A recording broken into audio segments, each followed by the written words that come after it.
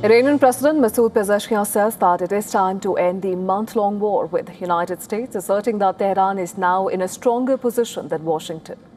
Pezeshkian's call comes as US President Donald Trump pushes for greater economic pressure on Iran. Trump said that Iran was interested in reaching a deal but was not yet ready to make the right deal. Speaking to reporters, US President Donald Trump warned that diplomacy with Iran remains far from a breakthrough, stating that Tehran is not yet ready to accept the terms that he considers necessary. Trump also said the United States has total control over the Strait of Hormuz as Washington maintains pressure on Iran through economic and maritime measures.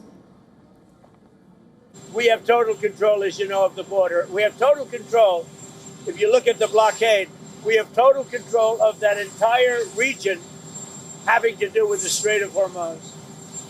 And that means well into it, the land areas. So they would love to make a deal, but they're not ready to make the right deal, in my opinion. The U.S. Treasury Secretary Scott Bessent is expected to detail new sanctions on Monday, with Washington describing them as among the toughest ever were imposed on Iran. Meanwhile, Iran is striking a defiant tone. Iranian President Masoud Pezeshkian says the war should end, but from a position of power and dignity. He claims the world acknowledges Iran's victory while accusing the United States of targeting Iranian schools, hospitals and infrastructure. Talks between Tehran and Washington remain on hold, as the war started by the US and Israel in February has been locked in a stalemate. Now, Iran has rejected the latest US pressure campaign, warning that any new threats could trigger a strong military response.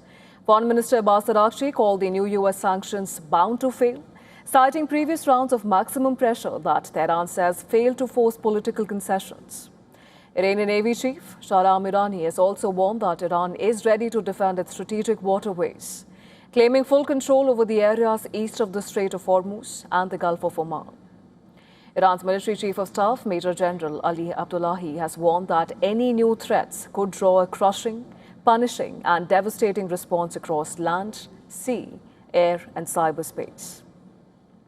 The Strait of Hormuz remains a key flashpoint. Iran's Navy says it has retained control over parts of the waterway, while US Central Command says its forces have redirected 68 commercial vessels. It has disabled 3 and boarded 2.